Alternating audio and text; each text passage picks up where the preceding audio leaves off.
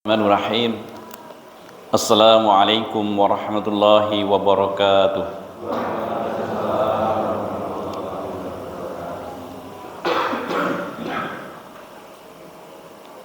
Sebelumnya mari kita bersama-sama buka agenda silaturahmi thalabul ilmi kita pada subuh hari ini dengan baca basmalah. Bismillahirrahmanirrahim.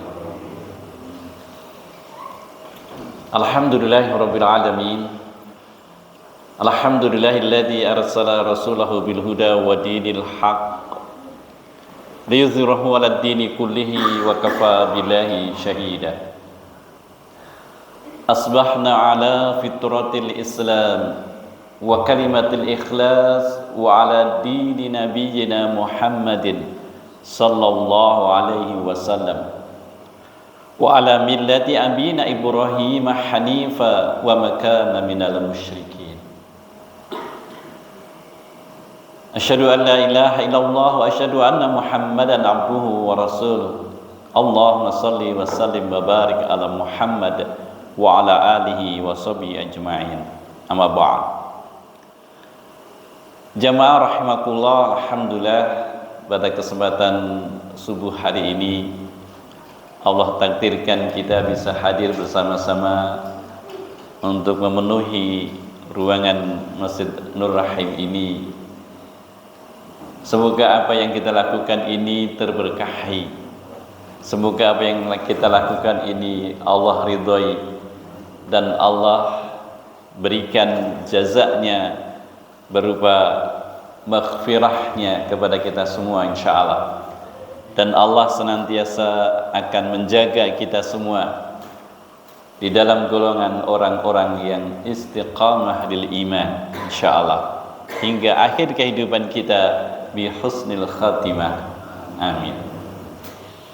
Saya jadi ingat barusan saya tadi mau berangkat, saya biasanya tidak buka WA. Tiba-tiba saya tadi tidak biasanya saya buka WA, ternyata ada jamaah kami yang baru saja meninggal di tanah suci, sedang menunaikan umrah dalam keadaan berihram. Semoga Allah terima segala amal kebaikannya dan Allah ampunkan segala salah khilafnya dan Allah jadikan dia penduduk surga insyaallah. Jamaah yang dimuliakan oleh Allah, Allah berfirman di dalam surah yang ke-23, surah Al-Ahzab 33 bukan 23.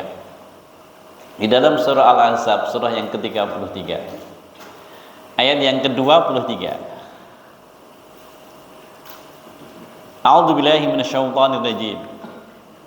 Minal mu'minina rijalun sadaqu ma ahadullah alaihi faminhum man qada nahbahu wa minhum may yantadir wa ma baddalu tabdila. Minal mu'minin, ada orang-orang yang beriman. Rijalun sadaqu ma ahadullah, mereka menepati janjinya kepada Allah. Jamaah yang dimuliakan oleh Allah, kita semua sesungguhnya sudah berjanji kepada Allah. Seluruh manusia yang hadir di dunia ini sesungguhnya sudah berjanji kepada Allah. Ketika di alam ruh, ingat enggak? Ketika kita semua di alam ruh, kita berjanji kepada Allah, Allah menghadap kita semua gitu ya, semua alam ruh itu, kemudian Allah berkata kepada semua ruh itu, alastu birabbikum gitu ya. Bukankah aku ini adalah Tuhanmu? Kemudian semua ruh itu termasuk kita semua menjawab, qalu bala syahidna. Benar ya Allah, Engkau adalah Rabb kami, Engkau adalah Tuhan kami, Engkau adalah ilah kami. Kemutan-mutan. Tidak ingat. Tidak ingat. Loh, padahal kita mengatakan itu loh. Di dalam surah Al-A'raf ayat yang ke-172. Ya bagaimana kita ingat ya di alam ruh gitu ya. Tapi kita harus merasakan dan meyakini bahwa kita ingat berdasarkan ayat, bukan berdasarkan logika atau rasa kita. Segala sesuatu jangan hanya di logika atau dirasa gitu ya, tapi harus diyakini kebenarannya berdasarkan ayat. Karena Allah sudah mengisahkan hal itu di dalam surah Al-A'raf, surah yang ke-7 ayat 172. Passwordnya 7172. Di situ Allah katakan, Allah kisahkan di situ, alastu birabbikum, bukankah aku ini adalah Rabb kalian? Dan semua ruh itu kemudian menjawab, qalu bala syahidna. Jamaah yang dimuliakan oleh Allah, sesungguhnya seluruh ruh yang hadir di dunia, yang sudah maupun yang akan hadir di dunia, pernah bertemu di dalam satu fase, yakni di fase alam ruh sebelum lahir ke dunia, sampai nanti di yaumul akhir semuanya bertemu dan pernah bertemu. Dan kemudian tadi di saat itu Allah bertanya kepada kita semua, dan kita berjanji bahwa qalu bala syahidna, kami bersaksi ya Allah.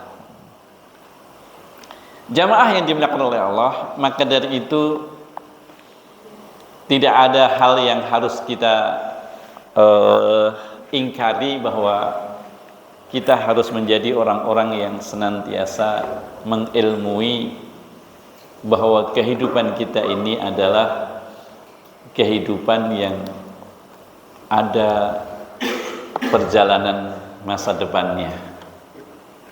Gini apa betul? Yakin apa betul bahwa ada perjalanan masa depan kita? Jamaah yang dimuliakan oleh Allah, maka dari itu satu bekal yang dalam sebuah hadis Rasulullah SAW menyampaikan, Ja'a rajulun, Ja'a datang, rajulun seseorang, laki-laki, ila Nabi SAW. Jadi ketika Rasulullah SAW sedang bermajlis dengan para sahabat, tiba-tiba datang seseorang.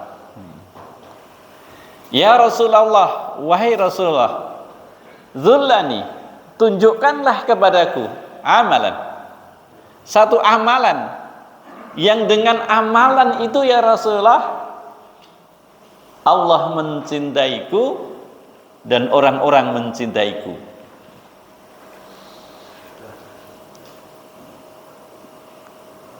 Kayaknya kalau kita satu majlis dengan Rasulullah gitu nyaman ya. Karena apa? Apapun yang kita apapun yang kita inginkan gitu ya, bisa kita tanyakan gitu ya. Apapun yang menjadi gejolak diri kita bisa langsung kita tanyakan gitu ya. Ya kayak orang tadi kan, tidak disebutkan orangnya, cuma disebutkan ja'a rajulun, datang seseorang laki-laki. Dia pengen, ya Rasulullah tunjukkan kepadaku, zullani, tunjukkanlah kepadaku ya Rasulullah satu amalan loh, satu amalan, tapi dengan amalan itu apa? Allah mencintainya dan orang-orang pun mencintainya. Benar banget ya. Kegundahannya diajukan kepada Rasulullah SAW. Maka Rasulullah kemudian menjawab, faqala, azhad di dunia, fid dunia, zuhudlah kamu terhadap dunia. Ahabbakallah, maka Allah akan mencintaimu. Washad finnas, dan zuhudlah kamu terhadap apa yang dimiliki oleh manusia, orang lain. Ahabban nas, maka orang lain akan mencintai. Ini jamaah yang dimuliakan oleh Allah, di dalam kajian-kajian tentang zuhud dijadikan sebagai referensi hadis ini. Jadi zuhud itu adalah orang yang di dalam hatinya tidak ada keinginan untuk memiliki dunia. Di dalam hatinya, di luar hatinya terserah. Dunia ingin dia miliki di tangannya, tapi bukan di hatinya.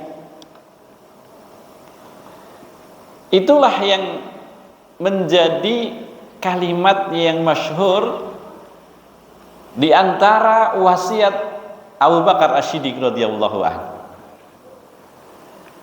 Suatu ketika Abu Bakar As-Siddiq itu dalam hal ini beliau berkata, Allahumma ja'al dunya fi aidina wa la taj'al fi qulubina. Ya Allah, jadikanlah dunia itu di tanganku, wa la taj'al fi qulubina, dan jangan engkau jadikan dunia itu di hatiku.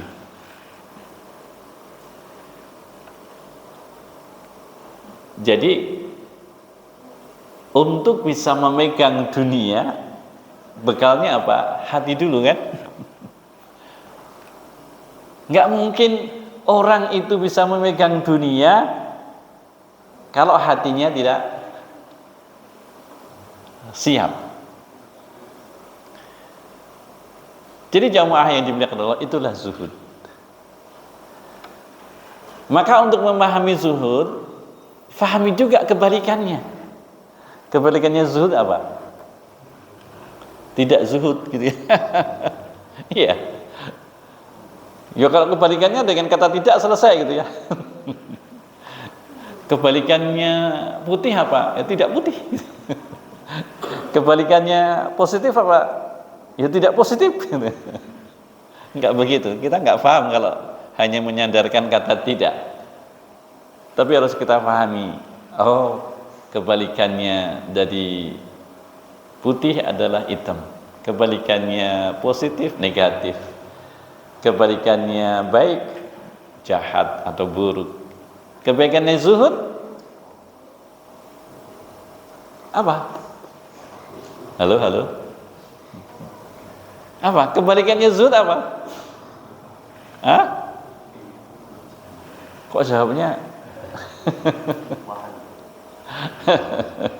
Kebalikannya zuhud itu adalah tamak, rakus. Kalau orang Jawa, no Pak, murko, drembo, ya itu kebalikannya zuhud. Zuhud itu bukan tujuan hati, tapi zuhud itu adalah objek.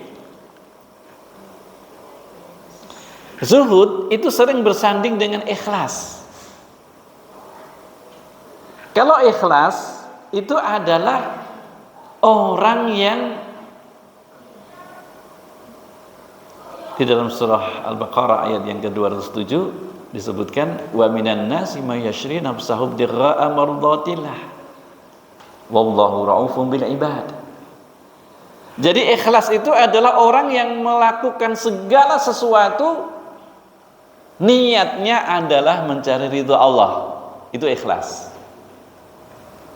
Nah, lawan dari ikhlas apa? Tidak ikhlas gitu ya.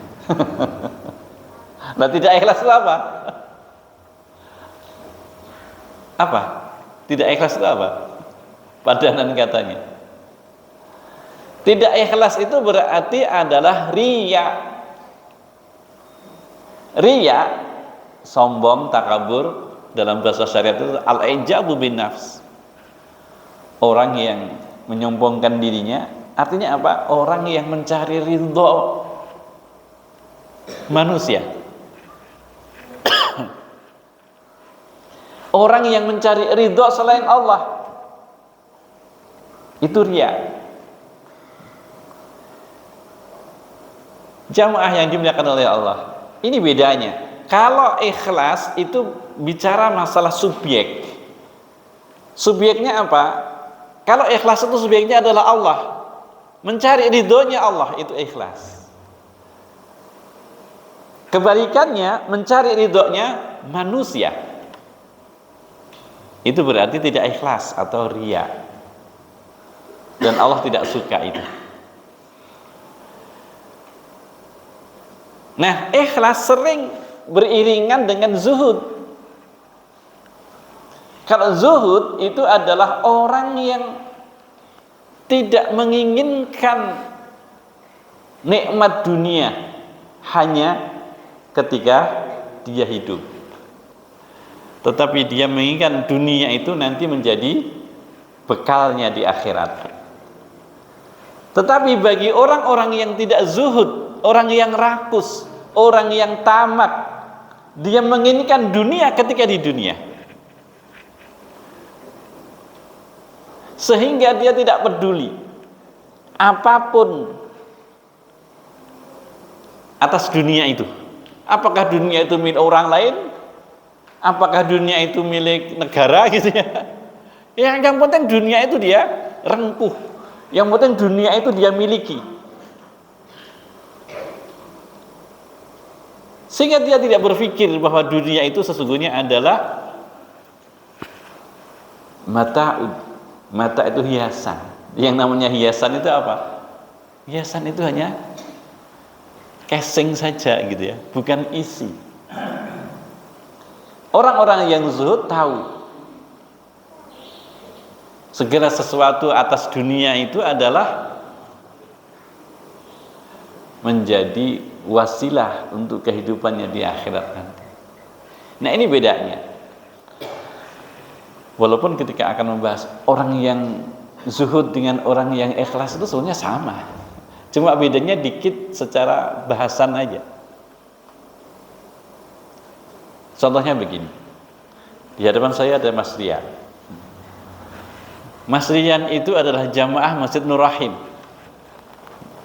Mas Rian ini adalah warga Perum Mandiri. Nah, itu saja. Jadi kalau membahas ikhlas dan zuhud itu ya kayak seperti itu aja. Membahas tentang ikhlas, ya tentunya berbeda cara bahasanya tentang zuhud, walaupun sama. Kalau membahas tentang jamaah Nur Rahim, ya segala sesuatu dibahas tentang kemasjidan. Kalau membahas tentang warga, ya segala sesuatu dibahas selain kemasjidan, kan begitu. Tapi sama sesungguhnya. Maka orang yang ikhlas pasti dia adalah orang yang zuhud. Atau sebaliknya, orang yang tamak pasti dia adalah orang yang riya. Sesungguhnya itu saja kalau kita ini akan menilai sebuah sikap gitu ya. Ada orang arogan gitu ya, kemudian dengan arogannya dia memamerkan kedudukannya, memamerkan dunianya, memamerkan ilmunya, memamerkan hartanya, memamerkan derajatnya, memamerkan seluruh hal-hal yang sifatnya duniawi. Maka orang seperti ini hilang keikhlasannya.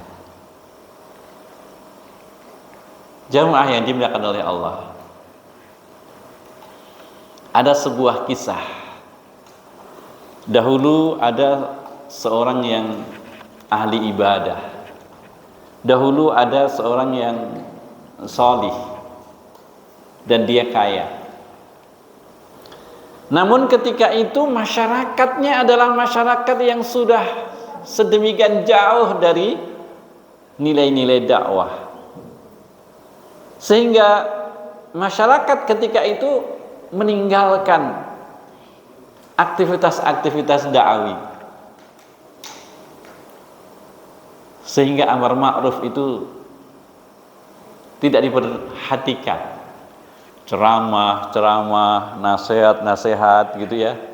Amar ma'ruf, ajakan-ajakan untuk berbuat baik itu ditinggalkan oleh masyarakat itu. Maka seseorang yang salih, seseorang yang ahli ibadah ini, dia ingin berdakwah nahi munkar. Nek masyarakat dikuandani wis wangel, masyarakat dinasihati wis wangel, maka dia menempuh cara nahi munkar, mencegah kemunkaran. Dan karena ketika itu masyarakatnya sudah sedemikian rusak, orang yang saleh ini kemudian mengambil inisiatif untuk berdakwah nahi munkar. Maka dia sering kalau malam itu pergi mengunjungi kafe, karaoke gitu ya, dan semacamnya. Di situ kemudian dia booking satu kamar. Yang dilakukannya apa? Setiap kali dia datang di karaoke itu, kemudian dia memborong minuman keras yang ada di karaoke itu, dibawanya ke kamarnya. Dan setiap kali dia datang di karaoke itu, dia juga booking seorang PSK. Itu yang dilakukannya setiap kali dia datang di karaoke itu. Sehingga apa? Orang-orang melihatnya, dia adalah setiap kali dia datang borong semua minuman keras, dan juga tidak ketinggalan wanita. Jamaah yang dimuliakan oleh Allah. Namun setiap kali seluruh minuman keras yang dia beli diantar ke kamarnya, maka dia bersegera menumpahkan seluruh minuman keras itu ke toilet atau ke pembuangan. Dan dia tidak menikmati satu tetes pun. Dan ketika setiap kali dia datang, tak lama kemudian masuklah seorang wanita. Dia pun tidak pernah menyentuh. Lantas begitu masuk dan dia tanya, berapa kamu tarifnya? Sebut angka, dia bayar. Sudah, malam hari ini pulanglah. Apa yang engkau cari sudah engkau dapatkan. Gak ada orang yang tahu apa yang terjadi di kamar itu. Orang-orang taunya apa? Dia menghabiskan minuman keras itu dan dia bermain dengan PSK itu. Karena yang dilihat begitu. Makanya jamaah yang dimuliakan oleh Allah, salah satu tanda-tanda godaan dan salah satu tanda-tanda semakin jauhnya masyarakat dari kehidupan orang-orang mukmin ini adalah semakin merebaknya kafe-kafe, semakin merebaknya, kalau dalam bahasa Antisone, perumahan itu angkringan. Gitu ya kalau orang Solo bilang. Dulu ketika saya kuliah tahun 40 tahun yang lalu ya, Saya kuliah masuk Solo 86. Selama kuliah kalau sudah jam 10 malam itu jarang kita temui mahasiswi-mahasiswi yang keluar jam-jam seperti itu. Dulu ketika panjenengan barangkali seusia itu, sekitar 30 atau 35 tahun yang lalu, kalau jam 10 itu jarang kita temui perempuan-perempuan, gadis-gadis yang keluar di jam-jam itu. Saya sering pulang dari kegiatan di luar jam 12, jam setengah 1 atau sekali waktu jam 1 malam. Lewat karena jalurnya ke UMS itu ya. Ya Allah. Jam-jam 1, jam 12 masih banyak gadis-gadis, mahasiswi yang mereka masih di kafe-kafe itu. Kalau namanya apapun ya, angkringan atau kafe atau apapun itu. Ya Allah, sangat berbeda sekali dengan apa yang kita rasakan 30 tahun yang lalu ya. Suatu ketika saya nyebut anak saya, hampir sama di jam-jam itu. Ketika anak saya masih kuliah, ya Allah, tengah malam dini hari kayak begini masih banyak mereka gadis-gadis yang keluar malam. Jadi jamaah yang dimuliakan oleh Allah, memang ini satu kondisi yang harus kita waspadai. Semakin semakin banyaknya tempat-tempat untuk bermalam, ini kan berkebalikan dengan generasi muttaqin.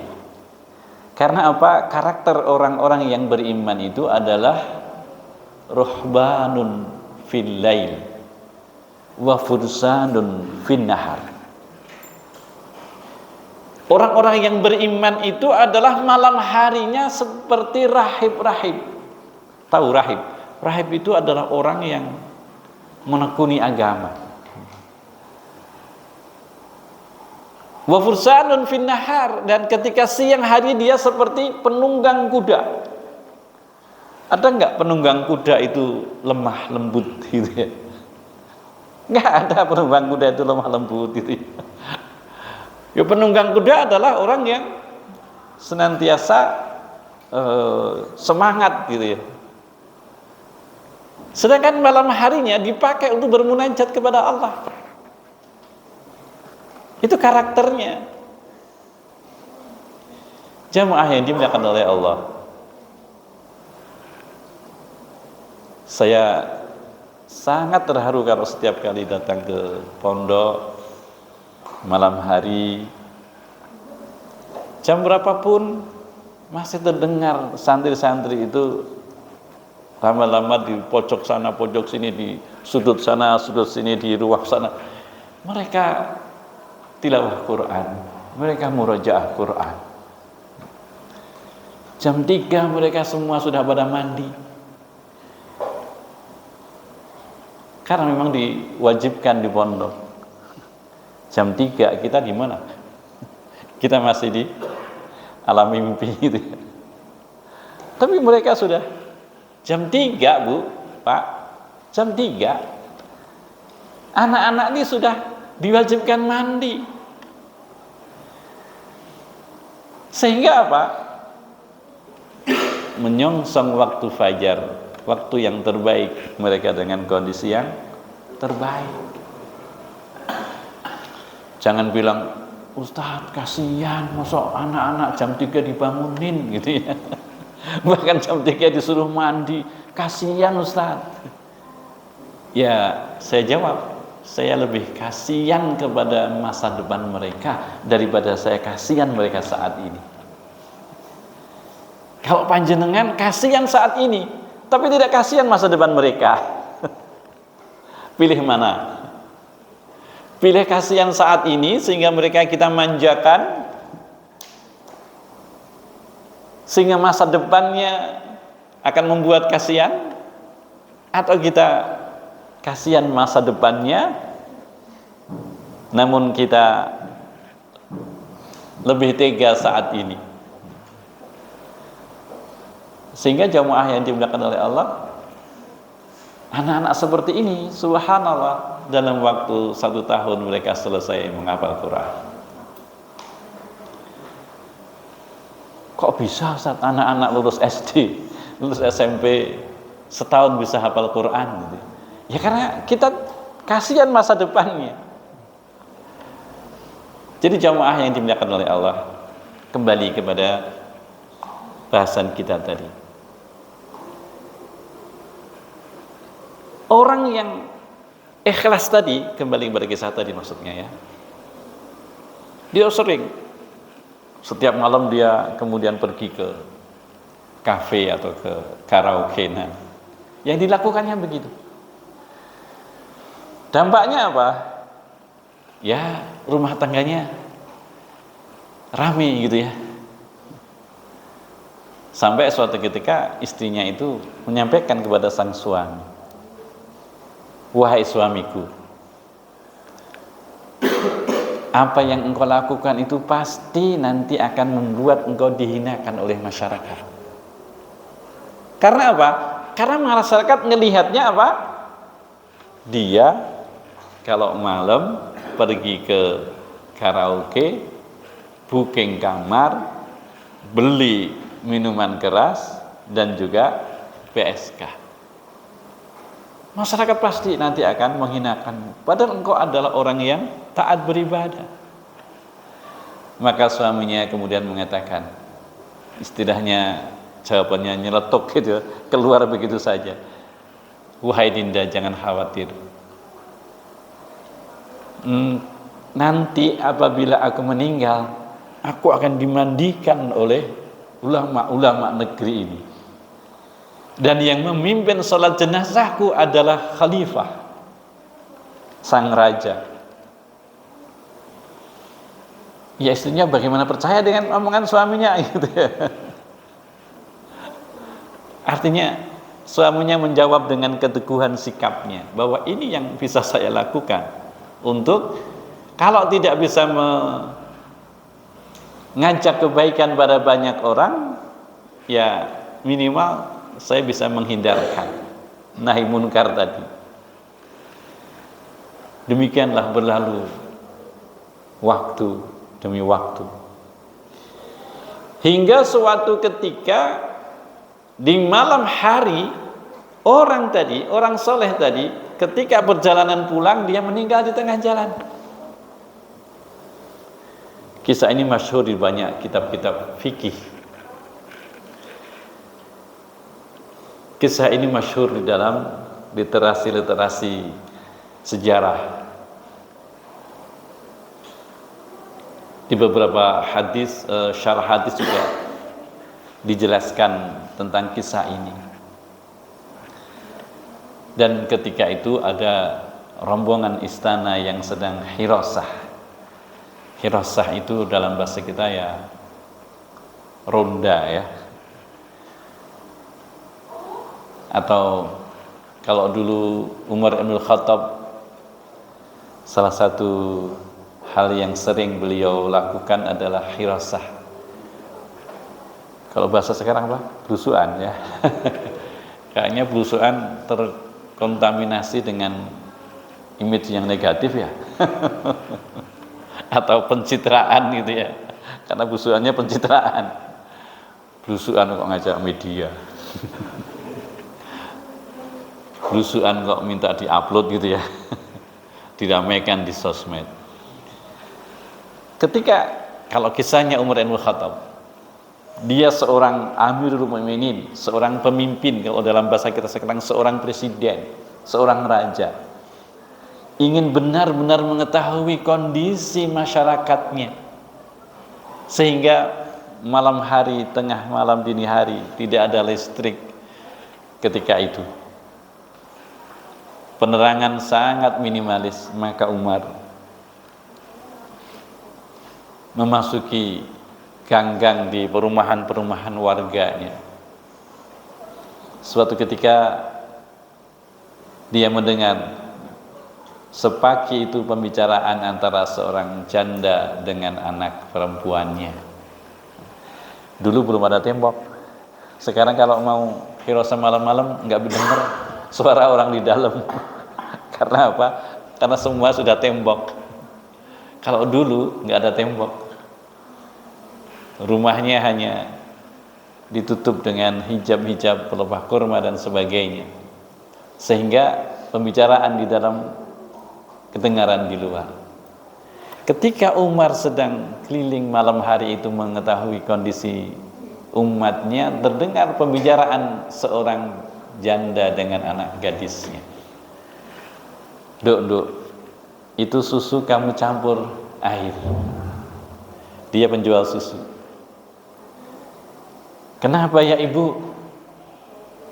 Ini kan dilarang kita mencampur untuk kita jual. Tidak apa-apa, Bu. Kondisi kita kekurangan. Kalau engkau campur susu itu dengan air, maka nanti hasilnya akan lebih banyak. Anaknya tetap bersikeras untuk menolaknya. Sampai si ibu ini berkata, tidak apa-apa, lakukanlah. Tidak ada orang yang tahu. Toh Amirul Mukminin juga tidak tahu. Padahal Umar di luar. Anaknya kemudian menjawab, ya bunda, kalaulah Amirul Mukminin tidak tahu, tapi Tuhannya Amirul Mukminin pasti tahu. Tapi Allah pasti tahu apa yang kita lakukan ini. Pada akhirnya anak gadisnya inilah yang bisa mempertahankan keyakinan itu. Begitu Umar dengar gitu ya, selesai subuh, pada subuh panggil anaknya, leh, bapak duwe calon untuk istrimu, nikahlah dengan dia. Maka menikahlah anak lakinya Umar bin Khattab dengan si gadis penjual susu tadi. Dan jamaah yang dimuliakan Allah, dari jalur inilah lahir khalifah, sering di dalam sejarah Islam disebut sebagai khalifah kelima. Walaupun tidak ada khalifah kelima ya, Amir bin kelima. Seandainya ada khalifah yang kelima, maka dialah, yakni Umar bin Abdul Aziz, cucunya gitu ya. Nah, jamaah yang dimuliakan oleh Allah, inilah bukti keikhlasan. Kembali kepada kisah tadi, ketika sang raja itu sedang istilahnya ingin mengetahui kondisi umatnya, dan dia menemukan di jalan orang yang meninggal, yang membuat dia heran, kenapa orang-orang yang mengetahui ada orang yang meninggal ini kemudian dia mengabaikannya. Maka sang raja mengamati, kenapa ini ada orang meninggal kok pada mengabaikan. Ketika dilihat sing geledak itu berarti si fulan gitu ya, kemudian ditinggalkan. Ada lagi orang lewat, loh, tinggalkan gitu. Sampai kemudian ketika ada seseorang yang ada di situ bersegera kemudian dicegat atau dihentikan oleh sang raja ini.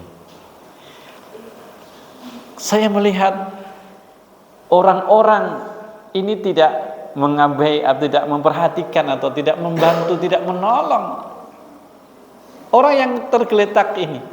Kenapa? Yang ditanya tidak tahu siapa yang bertanya kan?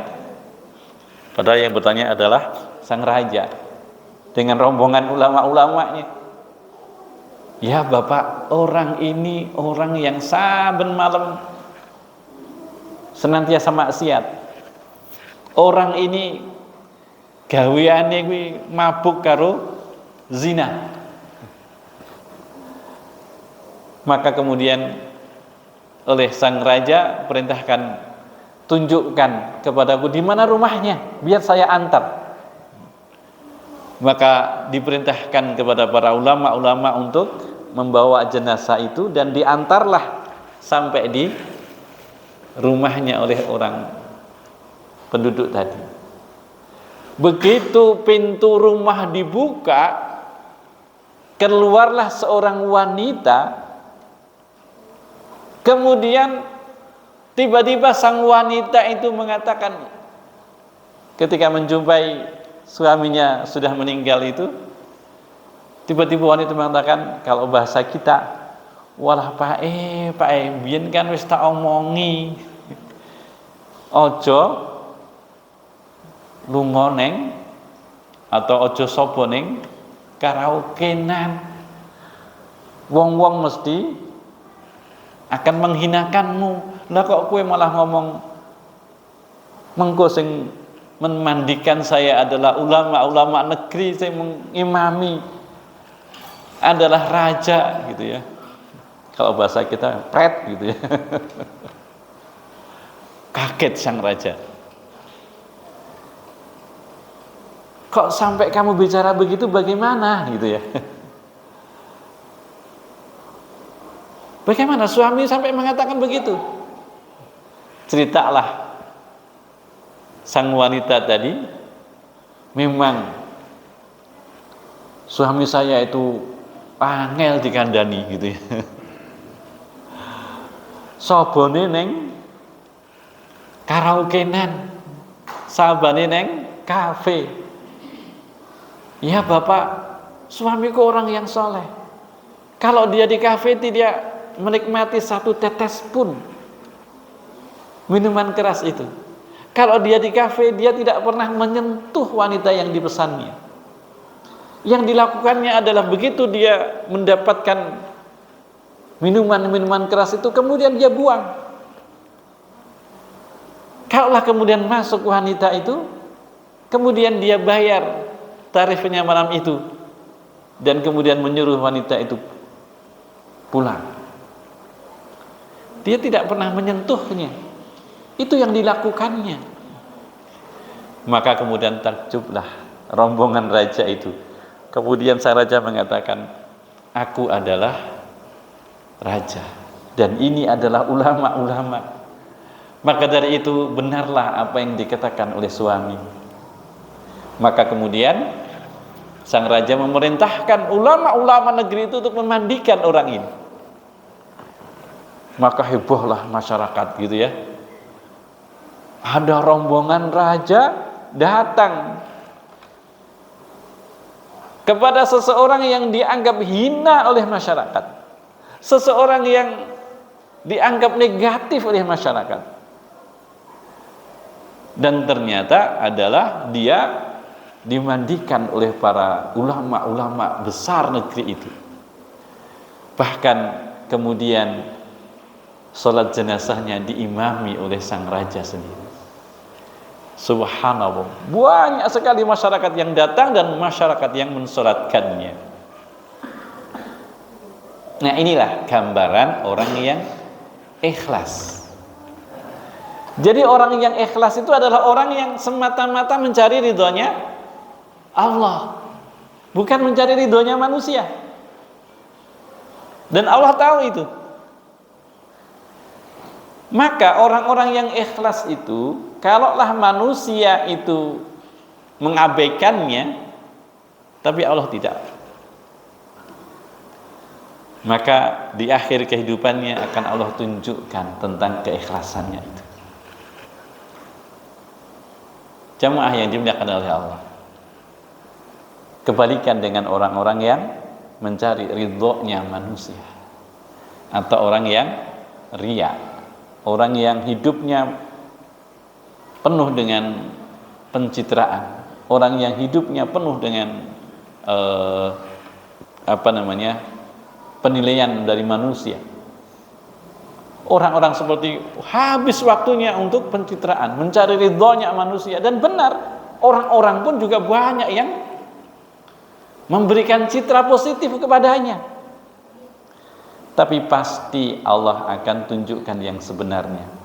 Di akhir kehidupannya ternyata nelongso, kalau dalam bahasa kita ya. Sekian waktu, puluhan tahun bahkan hidupnya penuh dengan gebiar dunia. Namun di akhir kehidupannya Allah hinakan dia. Ketika orang-orang tidak ikhlas. Dan sebaliknya, bagi orang yang ikhlas, mungkin perjalanannya itu adalah perjalanan yang barangkali banyak orang tidak meridhoinya. Tetapi kalau Allah ridha, akhir kehidupannya pasti akan menjadi pelajaran, akan menjadi hikmah, akan menjadi jawaban. Begitulah jamaah yang dimuliakan oleh Allah. Maka kita harus senantiasa berikhtiar, berusaha agar kita senantiasa menjadi orang-orang yang selalu mencari keridhaan Allah. Sebagaimana dikatakan dalam surah Al-Baqarah 207 tadi. Dan itu menjadi jawaban apabila ada pertanyaan, ya Ustaz, sesungguhnya Islam yang kafah itu seperti apa? Islam yang utuh, Islam yang komplit itu seperti apa? Maka jawabannya kembali kepada ayat tadi. Di dalam surah Al-Baqarah 208 dikatakan, udkhulu fis-silmi kafah. Ya ayyuhalladzina amanu udkhulu fis-silmi kafah. Wahai orang-orang yang beriman, masuklah kamu ke dalam Islam secara kafah, utuh, komplit, lengkap. Wala tattabi'u khutuwati syaitan, innahu lakum aduwwum mubin. Maka Allah sekali lagi, Islam yang kafah itu seperti apa? Islam yang utuh, Islam yang komplit itu seperti apa? Jawabannya kembali kepada ayat sebelumnya. Wa minan nasi may yashri nafsahu ibtigha'a mardhatillah. Islam yang utuh, komplit, kafah itu adalah ketika seseorang itu meniatkan semua amalannya untuk mencari ridha Allah. Dia salat, yang dia cari adalah ridha Allah. Dia sedekah, dia bermuamalah, dia dan semuanya adalah yang dicari ridhonya Allah. Dan untuk ikhlas ini butuh perjuangan, butuh proses, butuh pembiasaan. Kalau orang ini sudah sedemikian baik keikhlasannya, maka ada tingkatan yang lebih di atas ikhlas.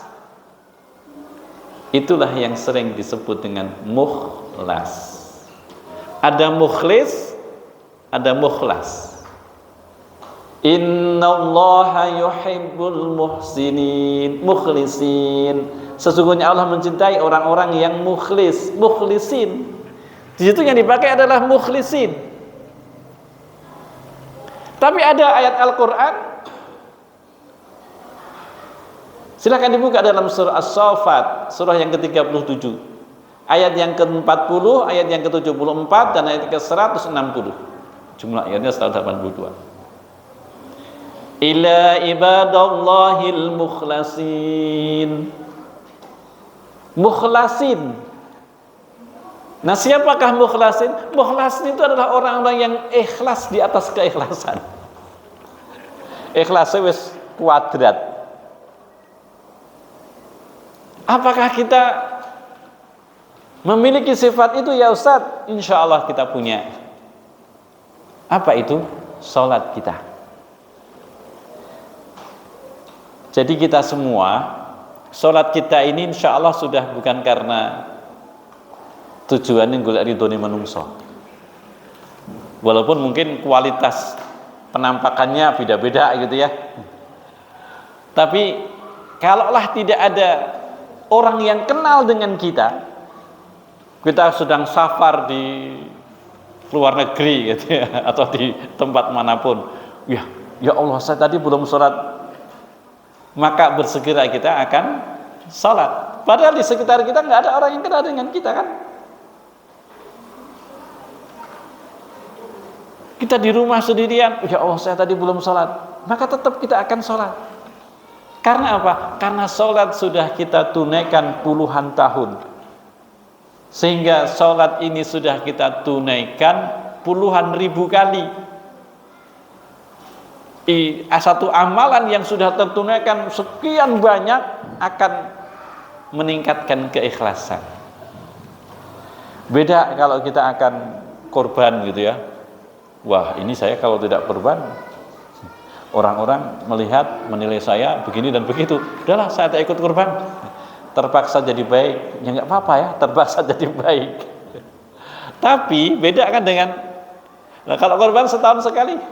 Tapi kalau sholat sudah kita tunaikan puluhan ribu kali, sehingga keikhlasannya akan semakin. Dan insya Allah amalan atau ibadah ikhlas kita dalam hal sholat ini sudah sampai pada taraf mukhlas. Inilah jawaban bahwa sebuah amalan, sebuah ibadah itu memang harus dibiasakan. Orang kalau sudah terbiasa, lama-kelamaan dia tidak akan berpikir tentang ridhonya manusia. Kalau kita mau infak gitu ya, wah ada orang tampak kita, tidak apa-apa awal-awal begitu. Seringkali kita ini memahami ikhlas itu adalah amalan yang tersembunyi. Gimana betul? Dalilnya apa? Ibaratnya kalau kita ini tangan kanan memasukkan infak, tangan kiri tidak tahu. Karena tangannya di depan, tangan kiri di belakang. Seolah-olah pemahaman ikhlas itu seperti itu. Ikhlas itu adalah amalan yang tersembunyi.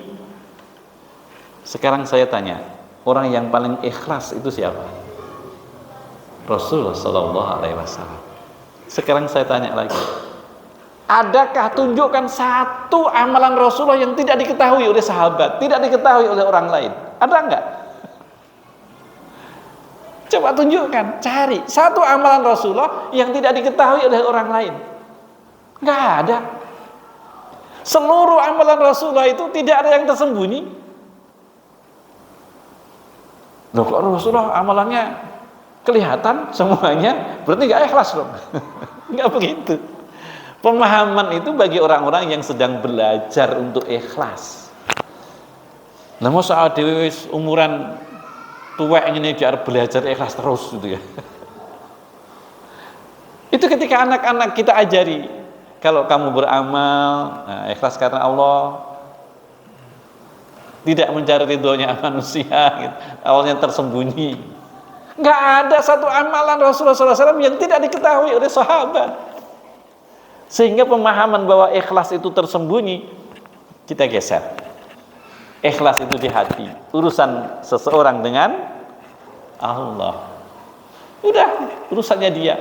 Dan orang lain ngapain usil dengan amalan orang lain gitu ya. Nah, itu kembali kepada hatinya masing-masing. Kayaknya sudah mulai gelisah ini. Biasanya sampai jam berapa sih? Saya diamani 1 jam Ustaz ya, makanya. Ada pertanyaan? Tadi mulai jam 5, setengah 5 kurang sedikit.